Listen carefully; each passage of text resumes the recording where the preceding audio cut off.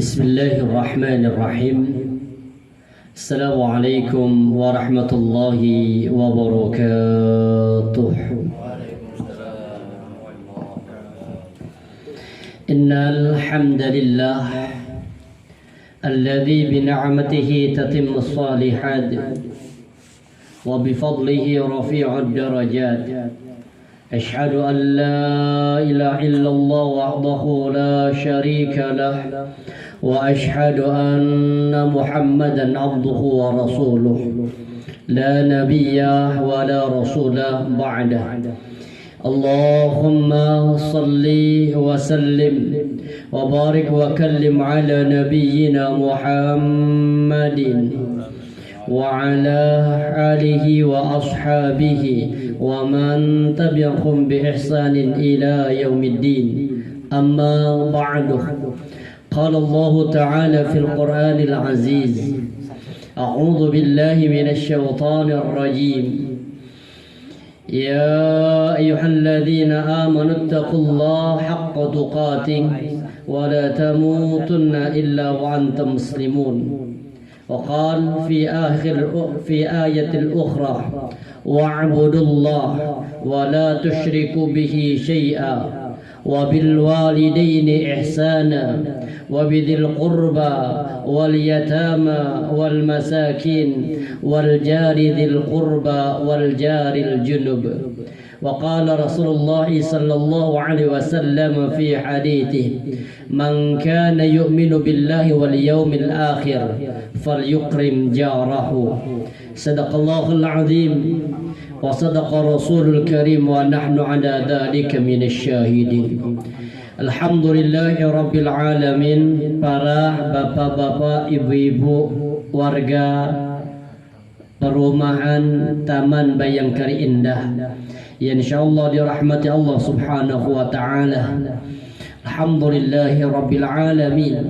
Tidak henti-hentinya kita bersyukur pada Allah atas semua limpahannya nikmat yang Allah limpahkan kepada kita, atas semua kenikmatan yang Allah nikmatkan kepada kita, sehingga pada malam hari ini di tengah sisa tenaga yang kita telah beraktivitas sepanjang hari, kita masih bisa melangkahkan kaki kita, duduk sejenak bersimpu bermuajahah. Yang pertama dalam rangka silaturrahim, mempererat ukhuwah Islamiyah, ukhuwah dengan tetangga, dan semoga ini menjadi sarana Allah subhanahu wa ta'ala kelak akan mempertemukan kita, mempersaudarakan kita insyaallah di dalam surganya Allah subhanahu wa ta'ala. Salawat dan salam marilah kita haturkan pada baginda Rasulullah sallallahu alaihi wasallam, uswah, suri teladan yang terbaik, panutan dalam kehidupan kita, yang kita berharap kepada Allah subhanahu wa ta'ala agar kelak Allah subhanahu wa ta'ala mengizinkan Nabi Muhammad memberikan syafaat kepada kita semuanya. Karena ketika kita sudah bangkit dari kubur, kita kumpul di padang mahsyar, kata Rasulullah, tuhsyaruna khufatan uratan ghurla. Kita akan dikumpulkan nanti dalam kondisi tidak berkhitan. Kita akan dikumpulkan nanti dalam kondisi tidak beralas kaki, dan kita akan dikumpulkan dalam tidak berpakaian sehelai pun. Disitulah kumpul di padang mahsyar tudna syamsu. Allah dekatkan matahari kidamil au ithnain. Jarak matahari saat itu kurang lebih 1 atau 2 mil. Kemudian apa yang terjadi kata Rasulullah? Fatahruqun nas, semua nanti manusia berkeringat. Bahkan ada di antara kita manusia yang berkeringat biqadri a'malim, ada yang sampai di mata kaki, ada yang sampai di rukbatayhi, lututnya, ada yang sampai ila haqwai, sampai di pinggangnya, bahkan ada yang yuljimu iljama, ada yang tertutup dengan keringatnya.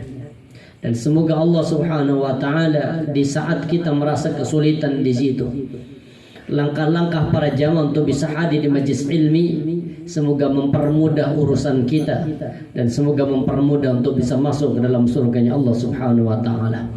Karena Nabi mengatakan man salaka tariqah, siapa orang yang menempuh satu jalan. Artinya menempuh di sini ada dua makna.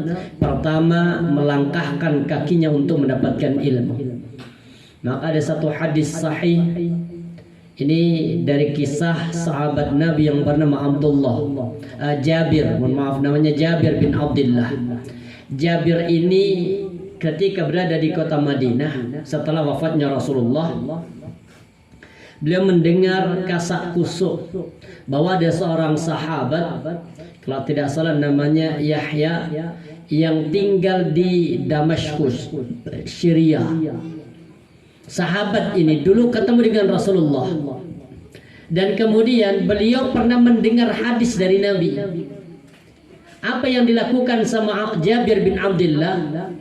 Beliau langsung membeli unta. Kemudian hartanya beliau tukar hanya untuk membekali diri perjalanan jauh dari kota Madinah ke Syria, Damaskus. Ini 1 bulan perjalanan hanya untuk mendapatkan satu hadis. Sampai kemudian ulama sahabat ini kaget. Jabir bin Abdullah, "Na'am, ana Jabir bin Abdullah." Ditanya, "Ada atau tujuanmu ke sini ngapain?" 1 bulan perjalanan. Kalau sekarang kan enak naik apa? Naik mobil, naik pesawat, adem. Zaman dulu itu naik unta. Perjuangan hanya untuk mendapatkan satu hadis. Bayangkan, perjuangan hanya untuk mendapatkan satu hadis. Apa kalimat beliau? Aku mendengar, kata Jabir, engkau mendengar hadis dari Nabi. Aku takut kalau tidak sempat berjumpa denganmu, aku tidak tahu hadis itu, dan dikhawatirkan nanti hadis ini bisa jadi terputus sampai di situ. Para jamaah rahmati Allah, perjuangan untuk mendapatkan ilmu itu berat. Karena beratnya sebuah perjuangan, inilah yang akan dinilai oleh Allah, akan menjadi sarana penghapus dosa-dosa kita. Maka malam hari ini kita berjuang, kita berat, kita lelah, kita capek, sejenak kita tinggalkan semua itu. InsyaAllah hanya kurang lebih 4 jam InsyaAllah kita akan bahas materi ini. Tapi para jamaah rahmati Allah, kita akan bahas kajian. Hari ini saya diamanai untuk menyampaikan tema bertetangga dalam Islam. Kita akan bahas dulu temanya. Rasulullah mengatakan begini, qala Nabi sallallahu alaihi wasallam, Rasulullah sallallahu alaihi wasallam berkata, arba'un minas sa'adah, 4 tanda di antara tanda kebahagiaan dunia. Kan kita semuanya bercita-cita pingin bahagia dunia. Semua kita, bahkan dalam setiap aktivitas apapun, doa nggak pernah lepas dari apa? Rabbana atina fid dunya hasanah. Pingin baik hasanah, pingin bahagia, pingin sederhana tapi bahagia di dunia. Apa tandanya kata Rasulullah? Arba'atun minas sa'adah, 4 tanda kebahagiaan dunia. Apa kata Rasulullah? Pertama, al-mar'atus salihah. Kita akan bahagia kalau kita punya istri yang salihah. Sebaliknya, kalau dia seorang wanita, dia akan bahagia kalau punya suami yang saleh. Ini syarat pertama. Kenapa kau harus saleh sama salihah? Karena kalau saleh sama salihah kumpul dalam satu rumah tangga, insya Allah pasti akan bahagia. Nggak punya duit pun pasti akan bahagia. Benar. Subhanallah. Nabi Muhammad itu ada berapa istrinya? Masih ingat? Ada 9 istri Nabi. Tapi kalau semuanya ada 11. Tapi kan ada yang wafat. Seperti Khadijah wafat duluan. Maka kemudian apa? Rasulullah suatu saat kedatangan tamu. Rasulullah ketika kedatangan tamu tanya kepada istrinya Aisyah, "Wahai Aisyah, adakah jamuan makan malam hari ini untuk tamuku ini?" Kata Aisyah, "Ya Rasulullah, tidak ada apa-apa ya Rasulullah, kecuali hanya sebatas air putih." Nabi itu di rumah malam tidak ada apa-apa, hanya air putih.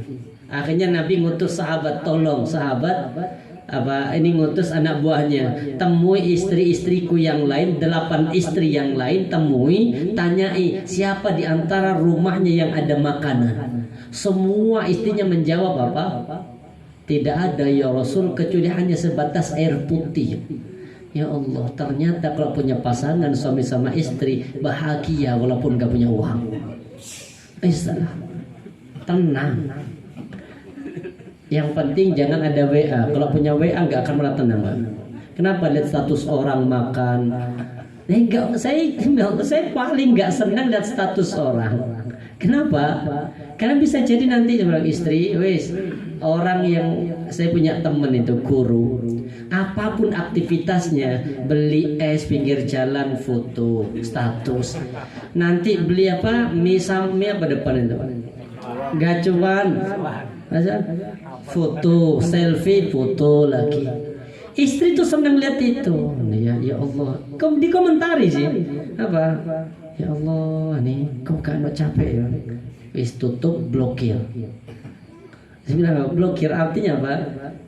Kita itu nanti enggak pasti akan komentar, bisa jadi nanti satu keburukan.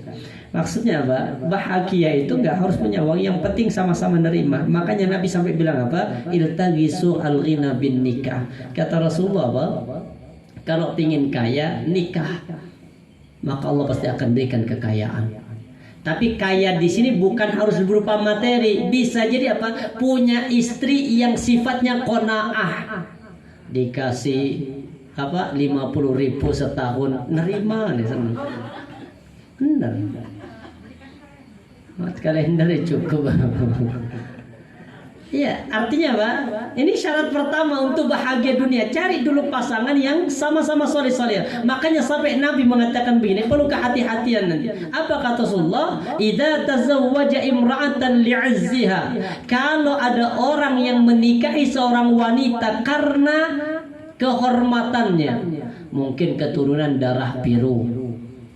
Kalau ada biru tuh lo sakit lo wangil kan. Transfusi darah itu nyarinya di mana? Nah, ada orang nikah, istri saya subhanallah. Contoh ada kalimat apa? Istri saya dokter, kemudian keluarganya semuanya orang kaya. Kalau nikah gara-gara ini kata Rasulullah apa? Lam yazidullahu illa dhulla. Allah gak akan pernah menambah dalam rumah tangga kecuali hanya sebatas kehinaan. Wa man tazawwaja limalihi, dan siapa yang menikahi karena hartanya, lam yazidullahu illa faqra. Allah tidak akan pernah menambah kecuali hanya sebatas kefakiran. Makanya syarat pertama bahagia kalau punya pasangan suami sama istri, walaupun tidak punya harta insya Allah akan bahagia. Tapi kalau sudah nggak solihah, ini nggak akan pernah merasa bahagia. Yang kedua, apa tanda bahagia dunia? Yang kedua kata Rasulullah, wal maskanul wasi', punya tempat tinggal, punya rumah kalau bisa yang luas. Karena itu syarat satu kebahagiaan, luas. Jadi yang rumahnya tipe 36 ya. 36 luaskan. Ke atas ke, atau mungkin rumah tetangga sebelahnya dibeli, dijebol, insyaallah bahagia. Tapi bukan syarat itu bahagianya. Nabi mengatakan yang penting ada tempat tinggal. Fungsi rumah itu semakin luas manfaatnya. Karena Rasulullah rumahnya kecil. Kalau tahu makamnya Nabi itu, rumahnya hanya berapa rumah Rasulullah? Kalau rumah aslinya kalau tidak salah hanya 4x4. Berarti 4x4 tiba berapa? 16 ya. Itu kamar bagi papa ya. Sak kamar. Makanya Nabi benar. Akhirnya dibagi dua. Jadi kayak sekarang yang kalau lihat nanti dilihat di YouTube atau lihat foto rumah Nabi. Di sini yang jadi makamnya. Dulu apa? Ini tempat tidur, ini ruang tamu. Maka Rasulullah kalau sholat di ruang tidurnya, di kamar tidur itu.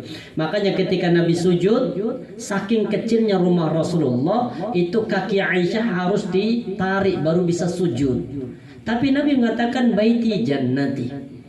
Yang ketiga, syarat agar kita bahagia, punya apa? Al-jaru as-salih. Ini yang akan kita bahas. punya tetangga yang saleh. Ini penting. Cari tetangga yang saleh, cari tetangga yang pengertian, cari tetangga yang penyabar. Wis tenang hidupnya. Tapi kalau punya tetangga, ya Allah, kemudian mungkin gak bagus, gak akan pernah tenang. Saya dulu tanya di rumah mertua itu, kenapa kok ditembok dengan tetangga sebelah? Karena dulu ketika anaknya masih bujang-bujang semua, kerjanya tengkar itu.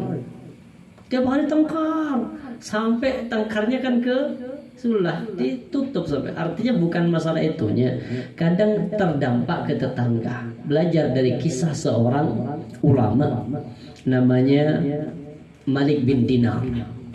Malik bin Dinar ini punya tetangga, tetangganya orang Yahudi. Orang Yahudi ini rumahnya lebih tinggi daripada beliau. Kemudian orang Yahudi kamar mandinya itu lurus dengan tempat tidurnya Malik bin Dinar. Jadi ini kamar mandi mungkin di pinggir, Malik bin Dinar di lebih rendah. Maka kamar mandi ini karena sudah bangunannya sudah agak tua, kamar mandi itu mengeluarkan air menetes ke dalam kamarnya Malik bin Dinar. Seorang ulama besar, Malik bin Dinar. Setiap hari kerjaannya beliau, Malik bin Dinar itu hanya menyiapkan timba untuk tetesan-tetesan ini biar tidak menetes ke tempat ibadah dan ke tempat istirahat beliau. Terus begitu. Sampai kurang lebih setelah 12 tahun Malik bin Dinar sakit. Kemudian orang Yahudi mengunjunginya. Setelah masuk ke dalam kamarnya, orang Yahudi mendapati di dalam kamar itu ada timba yang tetesan air itu. Diinceng, ini kan tetesan, ini kan dari apa? Ini lurus dengan kamar mandi saya. Jawabannya, iya memang itu adalah tetesan dari kamar mandimu. Sudah berapa lama ini bocor, wahai Syekh, wahai Imam? Ya sejak saya tinggal di sini wis bocor. Kok nggak ngomong? Kok nggak ngomong? Apa kata Malik bin Dinar? Aku tidak ingin menyakiti tetanggaku. Subhanallah. Bisa? Insyaallah. Ini yang mohon maaf ya, yang ngalir itu bukan hanya sebatas kot. Ini yang ngalir kamar mandi ke kamar. Kalau kita lah mencak itu. Kalau nggak berani WA siapa? Pak RT, Pak RT, kamar. Ya Allah, sabar. Ternyata akhirnya orang Yahudi tadi melihat kelemah lembutan sikapnya Malik bin Dinar, sabarnya beliau dengan bertetangga, padahal mohon maaf ya, beda agama. Sampai kemudian orang Yahudi itu masuk dalam Islam. Ini subhanallah. Apa pelajaran pentingnya? Bahwa tetangga itu salah satu syarat di antara bahagia dunia. Yang terakhir apa? 4 tanda bahagia dunia. Yang terakhir adalah wal markabul hani, orang yang punya kendaraan yang nyaman, kendaraan yang gak harus mahal, selama di situ kendaraan bisa mengangkut kita untuk kemaslahatan dan kebaikan kita. Tapi kita akan bahas tentang masalah tetangga. Siapa sih tetangga? Yang masuk tetangga siapa, Pak? Kanan kiri terus. Apa lagi? Depan.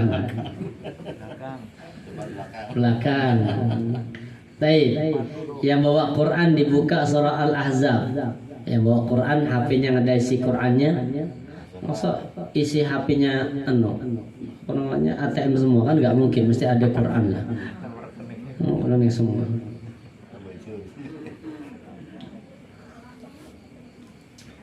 Dibuka surah At-Taubah, surah Al-Ahzab ayat yang ke-60. Ketemu? Allah berfirman, siapa sih yang didefinisikan sebagai tetangga itu? Di ayat ini Allah berfirman, surah Al-Ahzab ayat yang ke-60. La illam yantahil munafiqun. Jika orang-orang munafik itu lam yantahi, tidak berhenti, walladzina fi qulubihim marad, dan orang-orang munafik yang di dalam hatinya ada penyakit, wal murjifuna fil Madinah, dan orang-orang yang murjifuna fil Madinah, yang menyebarkan kabar bohong di Madinah. Lanughriyannaka bihim thumma la yujawirunaka fiha illa qalila. Mereka, kami perintahkan mereka untuk diperangi, kemudian mereka tidak menjadi tetanggamu di Madinah melainkan dalam waktu yang sebentar.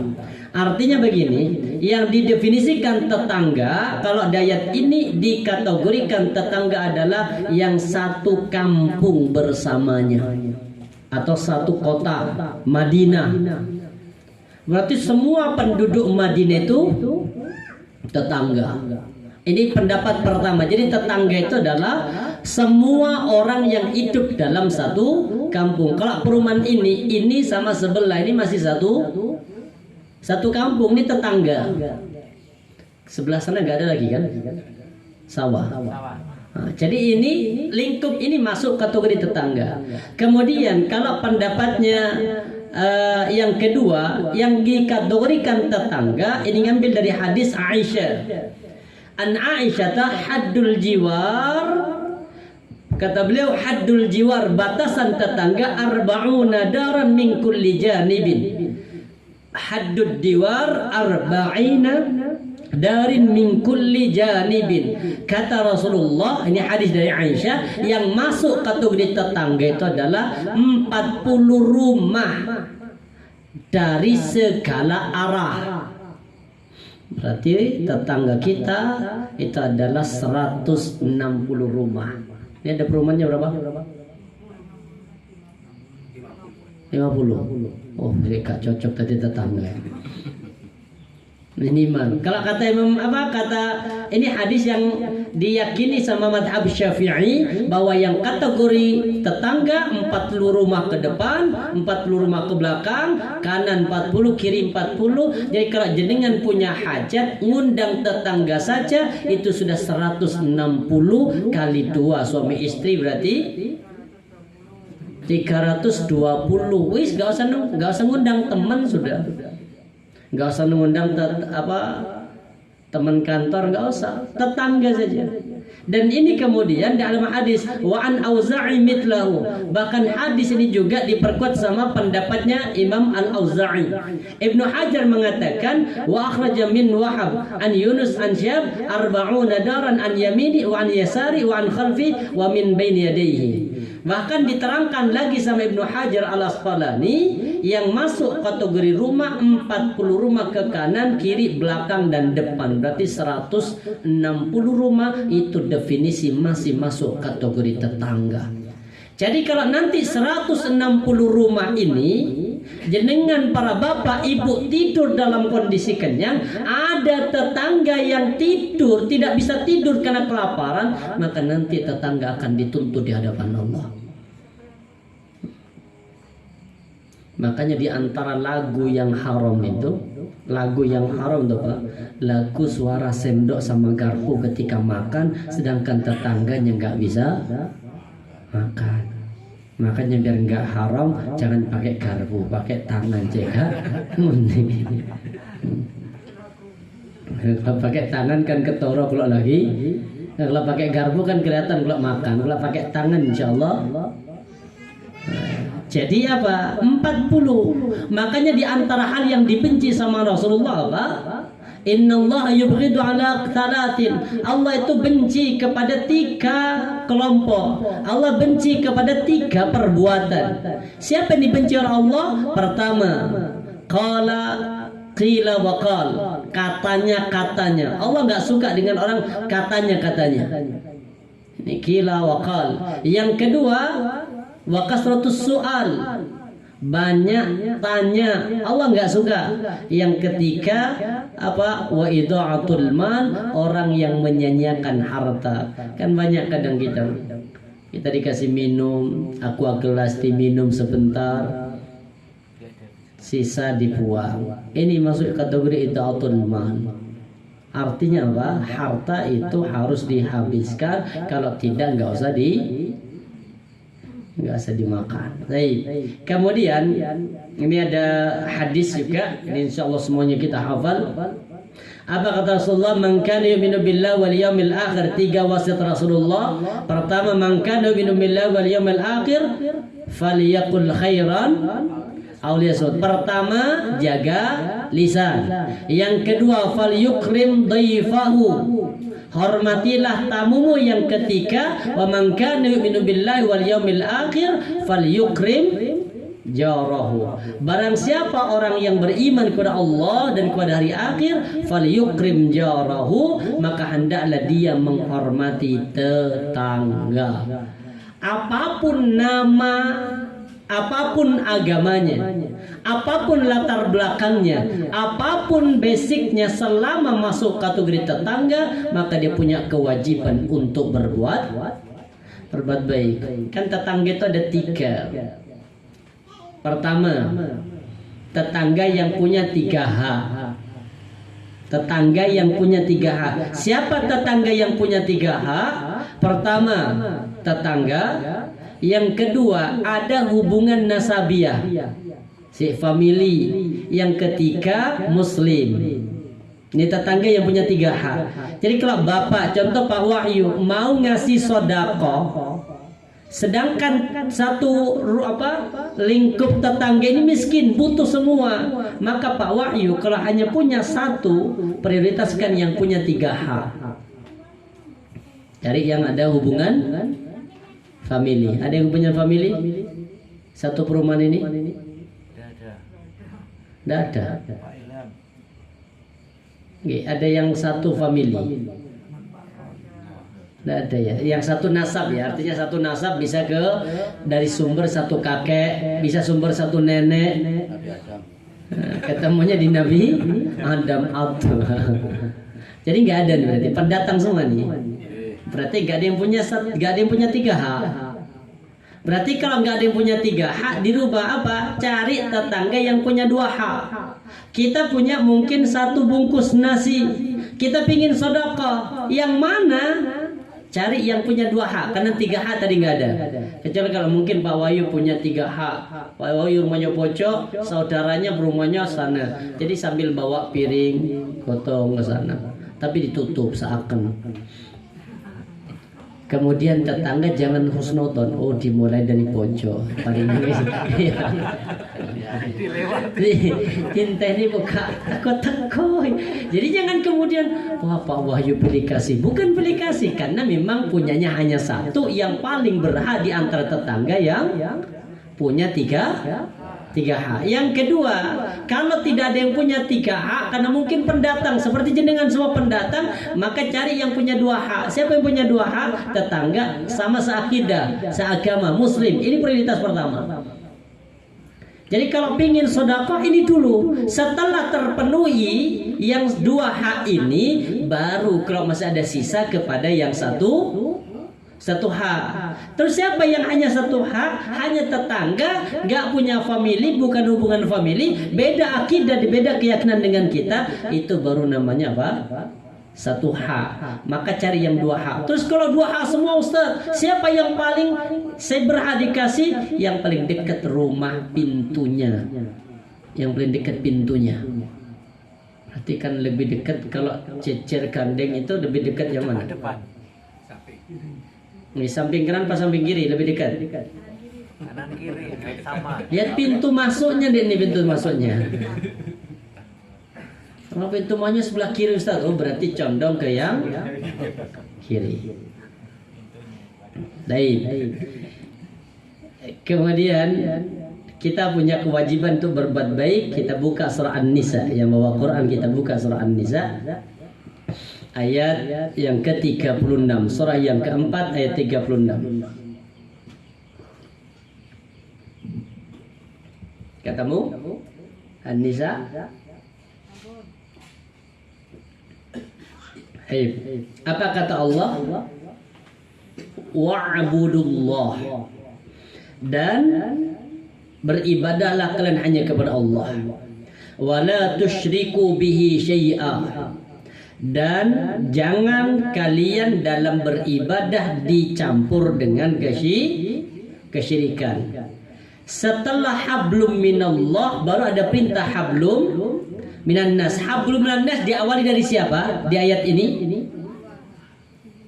Pertama diawali dari orang tua. Jadi kalau jenengan mau sedekah, maka sedekah pertama itu berikan kepada orang tua, itu pertama.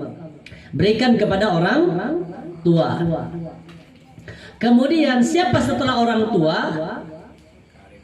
Wabidil kurba, cari dulu yang kerabat. Jenengan punya uang mau sedekah, orang tua sudah, masih ada sisa, cari kerabat yang masih punya hubungan famili, walaupun kerabat itu beda kota. Bahkan di antara keutamaan Rasulullah mengatakan apa? Ala ukhbirukum birijalikum min ahlil jannah. Maukah aku tunjukkan kepada kalian laki-laki yang akan masuk ke dalam surga? Siapakah laki-laki yang berada di dalam surga? Kata Rasulullah, minan nabiyyin, pertama para nabi. Karena semua para nabi adalah laki-laki. Yang kedua, siapa yang berada di surga? Wasyuhada, para mujahid yang mati syahid. Yang ketiga, wassobiyyi. Siapa as-sobiyyi itu? Anak kecil yang mati sebelum baligh. Kita punya anak laki mati sebelum baligh di surga. Yang keempat, siapakah laki-laki yang akan masuk surga? Rajulun zara akhahu fi nahiyatil Madinah la yazaru illa lillah. Kata Nabi, yang keempat sebagai calon penghuni surga, laki-laki yang senang mengunjungi saudaranya, yang dia tidak mengunjungi hanya untuk mencari ridha Allah. Punya saudara di luar kota? Enggak kan? Dikunjungi? Jarang. Setahun sekali. Gak masalah, yang penting kunjungi. Dan jangan dikaitkan dengan apa? Musim. Kan kadang kita telepon dulu, Mbak, turun di apa? Pas lagi Reneo berangkat. Maka kalau berangkat ini bukan tipikal ahli surga ini. Jadi sudah, cuma ya kita prediksi, oh bulan anu biasa pas musim. Tapi kalau masih ada tujuan dunia, hanya akan dapatkan itu. Makanya di antara laki-laki yang ada di surga, kalau senang mengunjungi saudaranya. Makanya kata Allah itu pertama hablum minallah. Kalau sudah hablum minannas diawali dari orang tua. Orang tua cuma nggak boleh menerima zakat. Jadi kalau jenengan mau zakat jangan pada orang tua, tapi pada siapa? Saudara. Tapi kalau pada orang tua niatnya sedekah, nggak boleh zakat. Karena yang tidak berhak menerima zakat itu ke atas sama ke bawah. Kenapa tidak berhak menerima zakat ke atas sama ke bawah? Karena itu masih tanggung jawab kita. Yang memberikan nafkah pada orang tua, kita tanggung jawab. Berikan nafkah pada anak, kita tanggung jawab. Berikan nafkah pada istri, kita tanggung jawab. Bahkan memberikan nafkah pada pembantu pun juga kita tanggung jawab. Maka pembantu tidak boleh menerima zakat dari majikannya. Lebih-lebih kemudian pembantunya sih tinggal di situ, makan di situ, tidur di situ, jangan dikasih uang zakat. Kenapa? Pertama, ada kemungkinan nanti ada kalimat begini, Mbak, iki uang zakat mal saya, tapi tolong lebih rajin lagi ya. Ini gak boleh nih. Kenapa? Karena zakat gak boleh terikat dengan sebuah pekerjaan. Yang kedua, bisa jadi nanti kemungkinannya apa? Zakat ini dikasih mungkin contoh 5 juta. Kemudian apa? Pembantunya merasa ucapan terima kasih. Akhirnya sebagian di antara 5 juta dibeli lauk buat makan. Yang makan juga majikan sama keluarga. Ini nggak boleh. Kecuali kalau memang benar-benar miskin dan kasih, tapi jangan ada terikatnya pada sebuah pekerjaan. Kemudian wabidil kurba, setelah orang tua, kerabat. Kalau kerabat boleh menerima zakat, boleh menerima sedekah, nggak ada masalah. Yang boleh menerima itu yang ke samping. Jenengan punya kakak, punya adik yang mungkin kurang mampu, nih Mbak, tak kasih uang zakat saya, boleh itu. Yang nggak boleh ke atas, ke bawah. Setelah kerabat siapa? Nah, wal yatama, anak yatim. Siapa sih anak yatim itu? Anak yang ditinggal mati oleh orang tua sebelum balik. Kalau sudah balik bukan lagi masuk kategori yatim, sudah enggak yatim balik. Kalau masih balik kemudian dikatakan yatim, saya yakin di antara bapak ini ada yang yatim. Termasuk yang di depan yatim ini. Ini kalau mau dicatat monggo, berhak dapat santunan. Maka definisi yatim itu adalah orang yang ditinggal mati oleh bapak. Kalau ditinggal mati oleh ibu bukan yatim. Tidak ada piatu. Di Al-Quran nggak ada piatu, adanya yatim. Kenapa kok dikatakan yatim? Karena dalam Al-Quran yang mencari nafkah keluarga tanggung jawab suami. Maka kalau istri yang meninggal, tanggung jawab dan nafkah masih ada pada suami, plus mudah carikan mudah cari ganti. Maksudnya kalau kematian istri, anak ini tidak dikategorikan yatim dan tidak dikategorikan piatu. Artinya orang itu masih seperti biasa. Makanya hati-hati bagi anggota keluarga yang mungkin ada di antara bapak, ibu yang keluarganya masih tahlilan kematian seseorang, kehati-hatinya nanti di sini. Apa? Kalau mau pakai biaya tahlil itu sebisa mungkin jangan menggunakan harta peninggalan. Seperti kita punya orang tua meninggal, kemudian ada tanah sama anaknya dijual untuk biaya tahlil. Ini jangan. Kenapa? Karena itu bukan lagi milik orang tua, tapi milik ahli waris. Kalau memang terpaksa harus pakai itu, artinya terpaksa, nggak ada lagi harta, anak-anak mungkin masih belum kerja, tapi nggak ada yang yatim ya contoh. Maka terpaksa pastikan dulu biar harta ini nggak haram. Ketika dimakan sama orang yang ziarah di situ, yang tahlilan biar tidak haram. Satu, pastikan dulu bahwa yang meninggal tidak punya hutang. Karena syarat pertama ketika ada orang meninggal apa dipenuhi? Hutangnya. Karena Nabi mengatakan nafsul mu'mini mu'allaqatun bidaini. Jiwa seorang mukmin itu akan tergantung tengah-tengah karena hutangnya. Kalau di ahli surga dia tidak akan masuk ke dalam surga.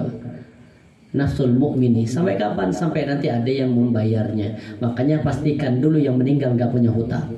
Yang kedua, kalau memang tahlilan harus pakai biaya peninggalan orang yang meninggal tidak punya hutang. Yang kedua, pastikan tidak ada anak yatim.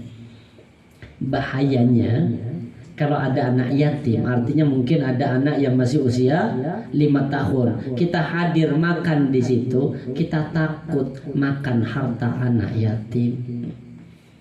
Makanya pastikan itu. Yang ketiga, pastikan semua ahli waris meridhoi.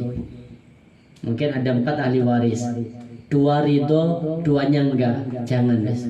Maka tahu banyak orang yang datang ke sana makan harta yang tidak diridhoi. Makanya masuk kategori wal yatama. Baru yang ketiga, yang keempat apa? Wal masakin, orang-orang masakini. Siapa orang masakini itu? Orang kaya ngaku miskin. Siapa yang di depan saya semua ini kan kita semua orang kaya tapi ngaku miskin. Apa tanda miskinnya? Pakai gas, tabung gas yang warna hijau. Ada yang masih pakai warna hijau di rumah jenengan? Miskin apa enggak? Miskin. Berarti kita miskin semuanya. Wong ada jelas ada tulisannya loh di samping. Saat gak ada tulisannya hilang, alhamdulillah kalau hilang. Jadi yang pakai warna hijau itu semuanya masih masuk kategori miskin. Berarti nggak usah zakat, aman. Hilang, nggak baca, benar. Sudah hilang tulisannya. nggak kelihatan. Terus yang kedua nih Pertalite ini mau naik lagi nih. Ini Pertalite kan disubsidi, maka yang masih pakai Pertalite berarti masih miskin. Tapi Pertalite tak lagi naik ini. Insyaallah minggu depan naik Kalau nggak salah ke 12 ribuan, Pak. Ya. Aduh, si belanja istri nambah ya. Karena kalau sudah bensin naik, maka pasti yang lain ikut naik. Hanya sandal yang nggak naik. Tetap di bawah sana. Baik, kemudian setelah miskin baru ini wal jaridil qurba wal jaril junub, dan tetangga-tetangga yang dekat dan tetangga-tetangga yang jauh. Kemudian apa kewajiban kita kepada tetangga? Pertama, sebelum kita ini dulu Rasulullah mengatakan begini, mazala yusini Jibril bil jar hatta dhanantu anna itu. Kata Rasulullah, Jibril itu setiap saat sering ngingetin aku, kata Nabi, apa? Tentang masalah hak tetangga.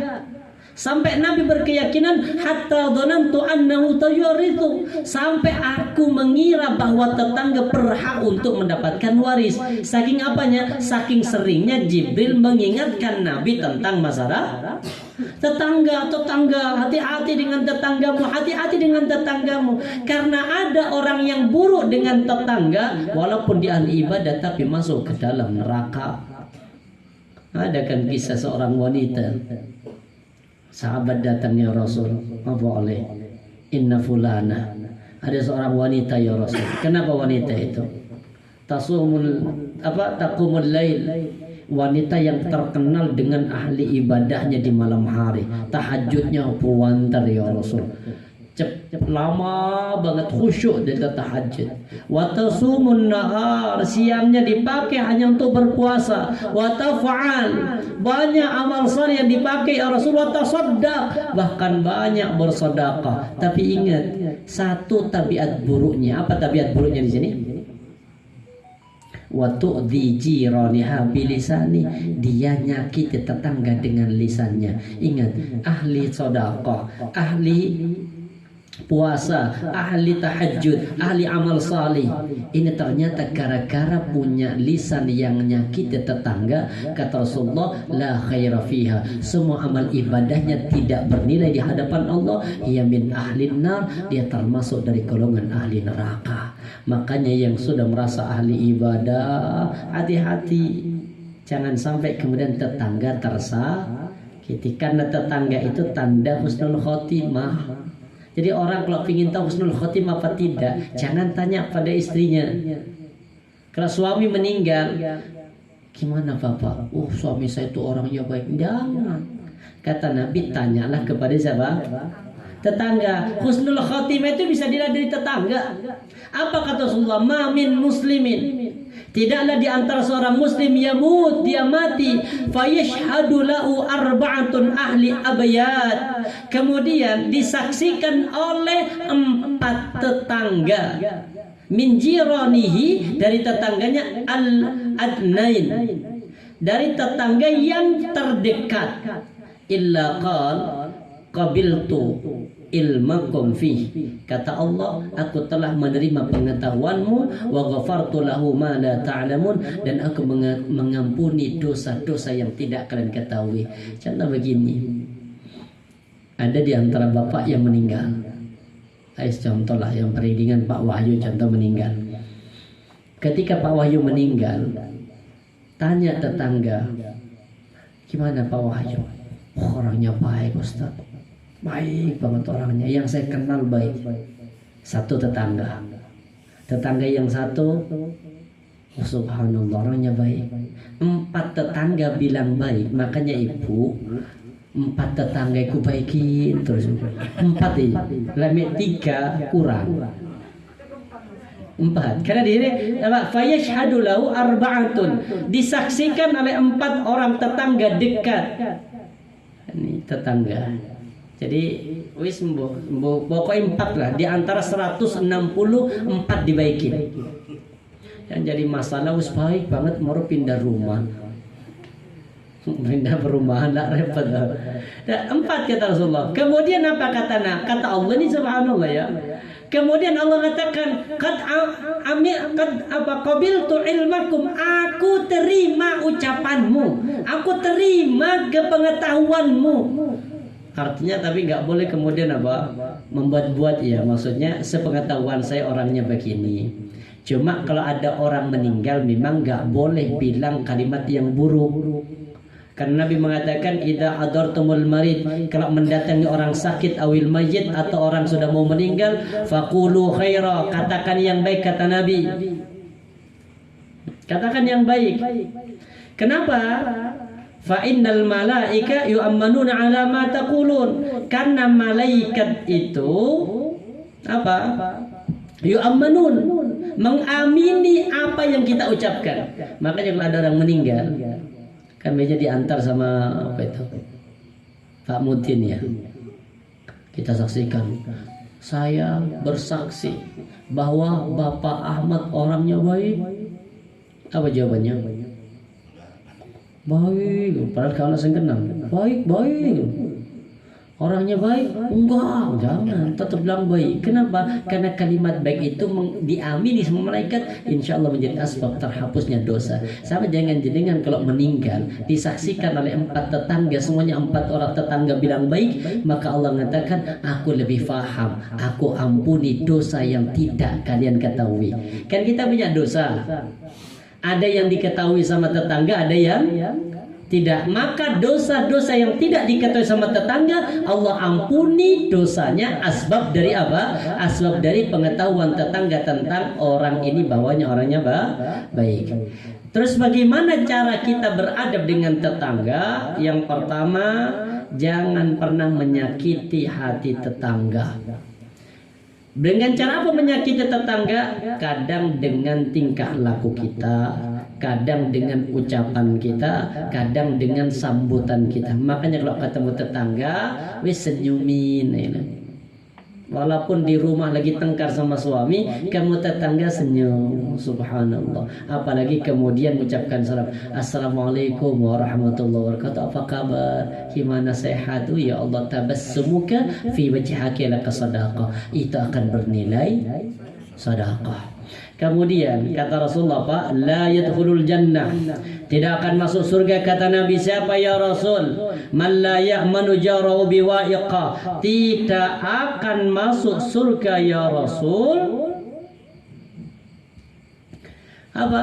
Tidak akan masuk surga kata Rasulullah siapa? Orang yang tidak memberikan rasa aman kepada tetangganya. Di hadis yang lain, wallahi la yu'min, demi Allah enggak beriman. Wallahi la yu'min, demi Allah enggak beriman. Siapa ya Rasul? Alladzi la ya'manu jaru biwa'iqa, yang tidak memberikan rasa aman kepada tetangga. Dengan cara apa? Kadang jaringan punya hobi, yang hobi burung. Jangan sampai nanti burung ini apa? Menyakiti tetangga. Mungkin apa suaranya, apalagi burung apa yang bunyi terus lovebird itu.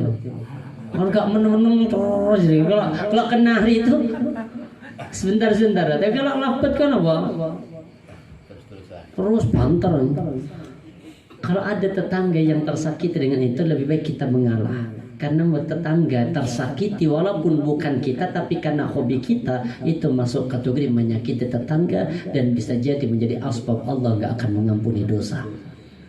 Yang senang kucing, ibu-ibu yang senang kucing, tolong kucingnya dikurung. Iya, jangan sampai kemudian kucing nanti, mohon maaf, kadang buang kotoran di depan rumah tetangga. Kebetulan di depan rumah tetangga ada pasir, seneng di situ. Mohon maaf, ini nyakiti tetangga. Ini masuk kategori gak beriman. Artinya imannya gak sempurna. Terus gimana? Jangan dipelihara. Kucing itu jangan dipelihara. Maksudnya apa? Kalau pas ke rumah ya ada makan, ya kasih makan. Kalau pas nggak ada, biar nanti ke tetangga. Seandainya mohon maaf nanti mencuri apa? Mungkin ikan tetangga, kita nggak punya tanggung jawab. Apalagi bahayanya kalau kita punya kucing kemudian lepas menghamili kucing tetangga. Siapa yang harus tanggung jawab? Benar. Kan ada yang benar ya. Kadang ada tetangga yang kucingnya mahal, bagus kan? Mungkin apa? Kucing apa ya? Anggora. Persia. Jenengan tetangga punya kucing lokal. Pas jenengan pergi keluar, tetangganya pas nggak ada, dihamili. repot ini. Anak ini nanti gimana anaknya nih? Iya, blaster. Nah, artinya ini benar. Jadi kalimat apa kita punya tetangga, kita punya apa saja, jangan sampai kemudian menyakiti tetangga. Makanya di sini Rasulullah mengatakan di hadis yang wallahi la yu'min, demi Allah enggak beriman. Siapa ya Rasul? Alladzi la ya'manu jaru biwa'iqah. Yang kedua, kalau bisa punya rumah, rumahnya jangan lebih tinggi daripada rumahnya tetangga. Kalau bisa.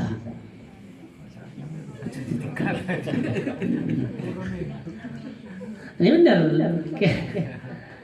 Rumah kita jangan mengganggu tetangga. Bangunannya kalau bisa, mohon maaf, bentuk apa mengganggunya apa?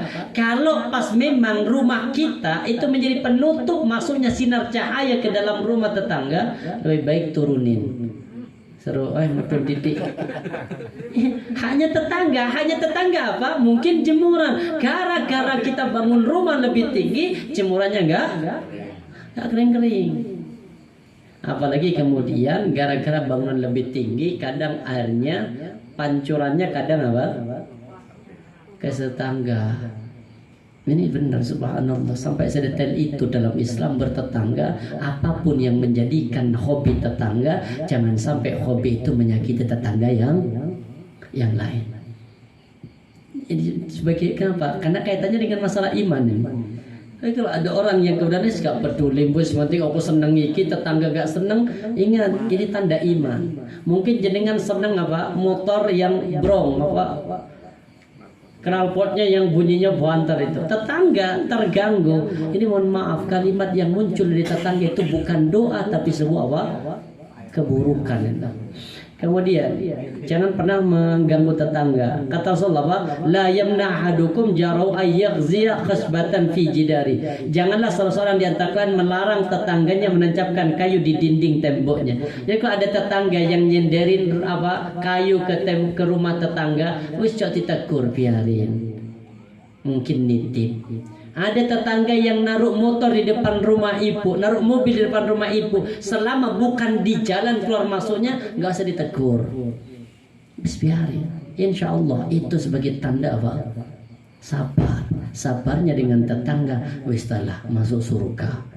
Ketemu kok di surga, tapi kalimat ya Allah, jangan sampai aku bertetangga dengan orang ini ya Allah. Masih di dunia aku menderita, masuk di surga kok pancot ya. Iya. Kemudian jangan kikir pada tetangga. Untuk apa? Kalau tetangganya salah, minta nasihat, nasihati.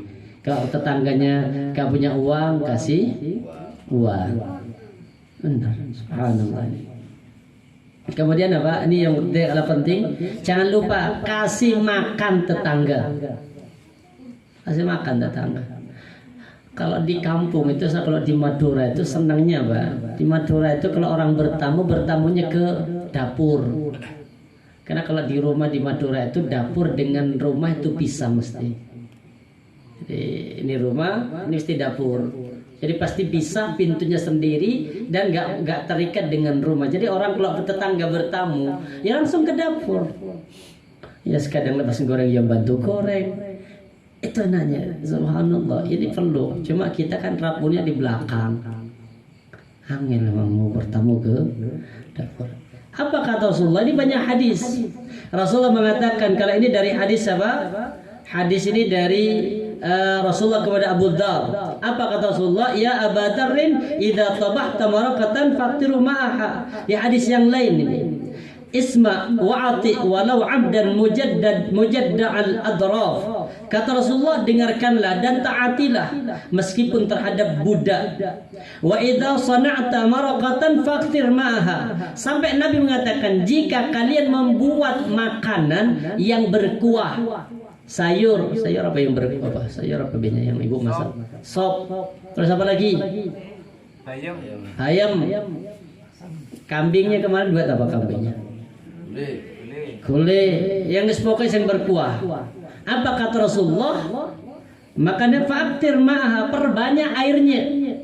Terus kenapa? Tumma umdur ahli baiti min jirani. Kemudian lihatlah tetanggamu yang punya hubungan kekerabatan, fa asibhu minha bi ma'rufin wa shalli salata li waqtiha fa in wajad al imam qad shalla faqad ajrzat. Kata Nabi, kalau sudah masak yang berkuah, perbanyak airnya, kasihlah kepada tetangga yang punya hubungan nasab. Yang tadi karena jenengan gak punya hubungan nasab, berarti dihitung ada berapa? 50 apa tadi?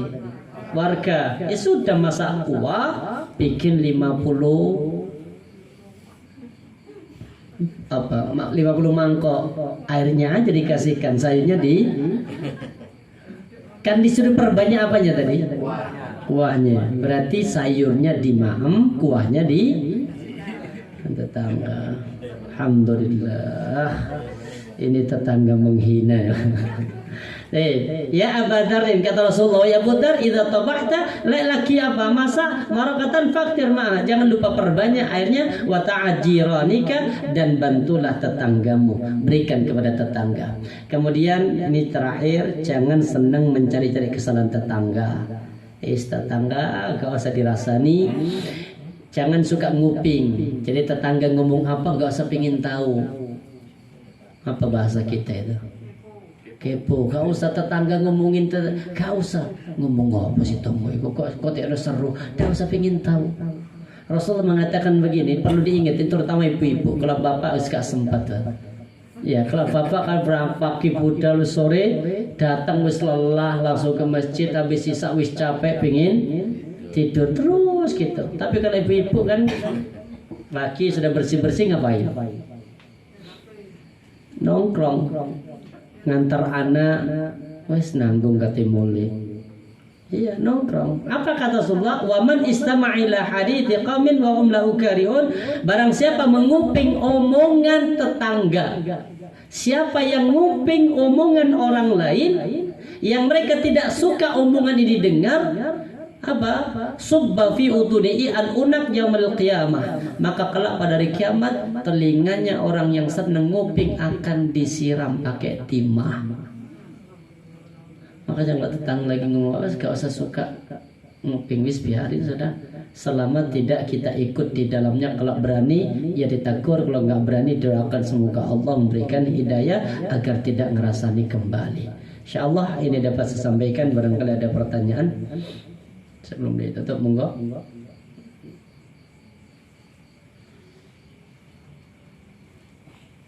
Jelas? Ada yang bertanyakan? Alhamdulillah. Ada Ustaz. Monggo, Pak. Sedikit. Iri dengan tetangga, Ustaz. Iri yang diizinkan kan kalau nggak salah ada 2. Iya. Terhadap mereka yang membaca Al-Quran kemudian mengamalkannya, serta yang mempunyai harta dan bersedekah. Ya, membelajakan di jalan yang benar. Nah, Kemudian kalau iri mengenai ini, Ustaz, ilmu atau ibadah, itu bagaimana? iya, baik. Iri, hasad itu perkara yang tidak diperbolehkan dalam Islam. Nanti ada bab ada bab di dalam kitab Minhajul Qasidin itu, salah satu pintu masuknya syaitan dalam tubuh manusia itu adalah lewat pintu iri, dengki dan hasad.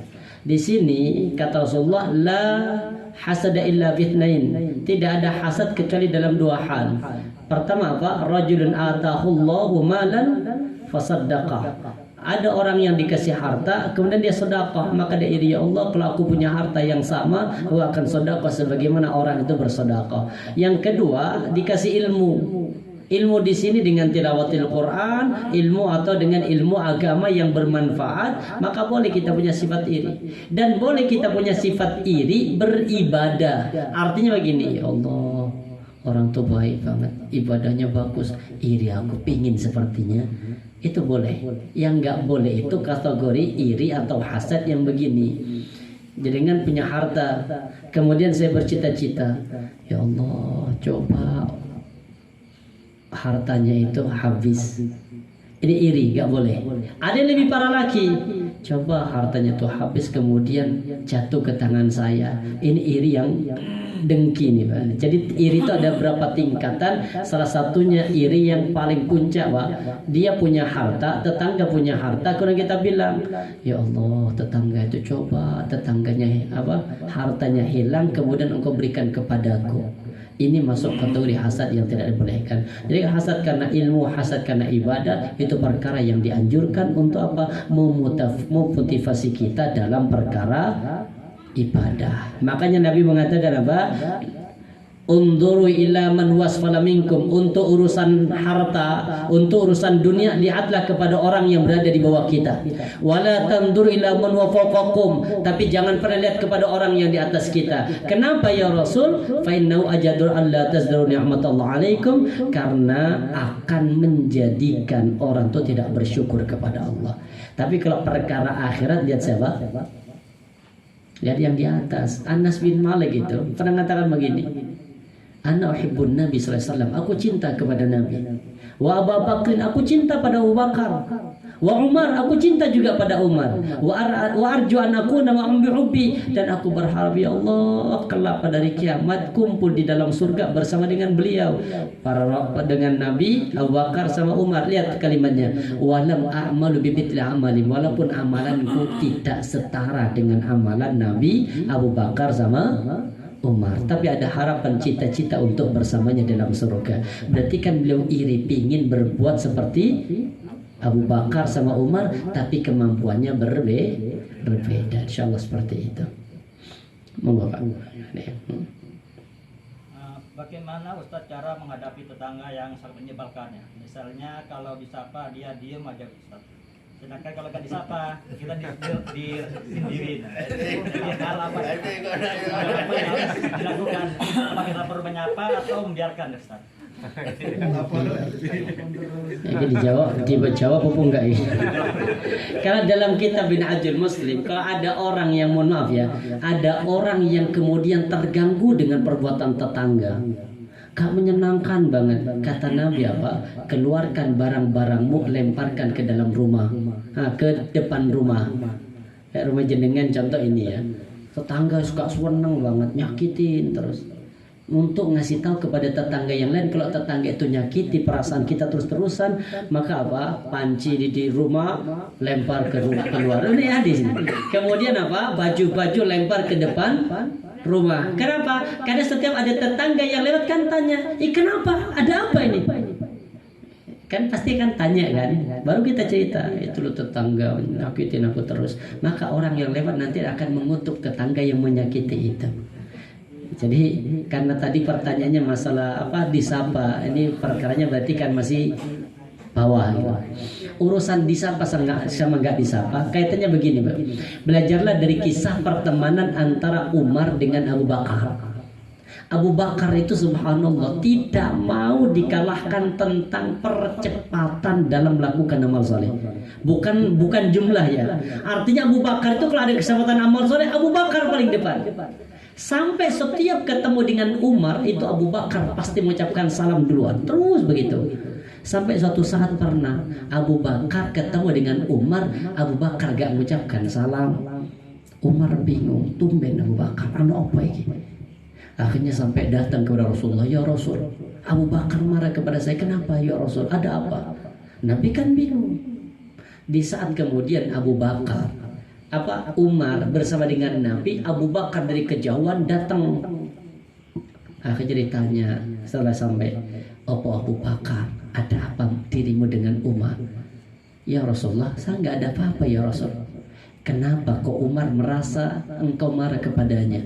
Setiap kali ketemu engkau mengucapkan salam, kenapa hari itu kau nggak mengucapkan salam? Apa kata Abu Bakar? Ya Rasul, aku ingin berbagi pahala dengannya. Jangan hanya aku yang dapat pahala lebih. Makanya aku kasih kesempatan Umar mengucapkan salam duluan. Ini berarti kan wisu'udon. Artinya apa? Biasanya aku sing salam kok saiki enggak. Sadari, oh mungkin biar saya dapat pahala mengucapkan salam. Tadi kalau ada tetangga disalami diam saja, alhamdulillah. Artinya apa? Belum tentu beliau diam, bisa jadi bisu. Bisa jadi kan potensi. Atau bisa jadi sariawan. Sakit kenapa? Ngomong. Atau bisa jadi jawabnya di hati. Maka husnubon. Ketemu assalamualaikum. Bisa. Oh berarti dijawab. Di mana? Di hati. Atau mungkin apa? Oh barangkali mungkin lagi tengkar sama suami. Jadi kalau kayak begitu artinya apa? Jangan pernah berhenti kebaikan jika kebaikan itu nggak dibalas dengan kebaikan yang sama. Rasulullah itu ya walaupun nggak dia tetap lah Pak. Suatu saat pasti, suatu saat kebaikan yang kita lakukan itu dengan apa? Dengan kebaikan ini pasti akan dibalas dengan kebaikan yang lebih suatu saat. Makanya Allah katakan begini, idfa billati hiya ahsan. Setiap ada keburukan orang lain maka balaslah dengan satu kebaikan.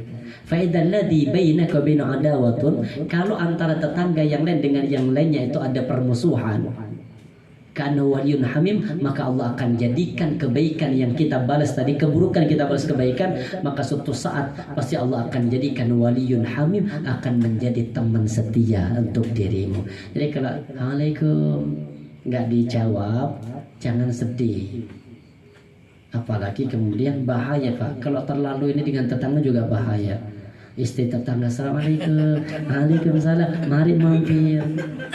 Nanti kalian kan tanya nomor teleponnya Piro. Habis itu apa, bikin status jam 12 malam suami belum pulang. Kan kita akan ikut komentar, apalagi Pak RT. Mau tak temani tanya. Benar. Iya. Hingga artinya sebatas lihat kondisi ya, lihat kondisi. Insya Allah kalau untuk perkara itu terus berbuat baik, jangan pernah berhenti, karena suatu saat pasti waliyun hamim. Allah akan jadikan teman yang paling setia insyaallah. Subhanakallah bihamdika asyhadu an la ilaha illa anta astaghfiruka wa atubu ilaik. Assalamualaikum warahmatullahi wabarakatuh.